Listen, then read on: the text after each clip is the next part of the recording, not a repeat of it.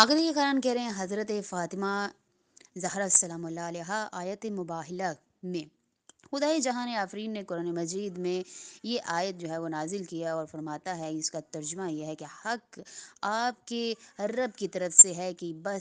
پس آپ شک کرنے والوں میں سے نہ ہوں۔ آپ کے پاس علم آ جانے کے بعد بھی اگر یہ لوگ عیسیٰ کے بارے میں آپ سے جھگڑا کریں تو آپ کہہ دیجئے کہ آؤ اپنے بیٹوں کو بلاتے ہیں، تم اپنے بیٹوں کو بلاؤ، آؤ ہم اپنی عورتوں کو بلاتے ہیں، تم اپنی عورتوں کو بلاؤ، ہم اپنے نفسوں کو بلاتے ہیں اور تم اپنے نفسوں کو بلاؤ۔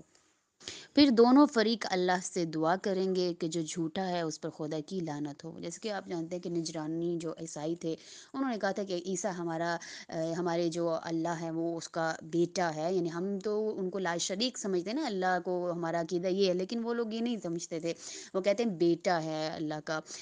تو یہاں پر رسول خدا نے یہ ثابت کرنے کے لیے کہ وہ اللہ کے بیٹے نہیں ہیں، انہوں نے کہا کہ ٹھیک ہے مباہلہ کر لیتے ہیں،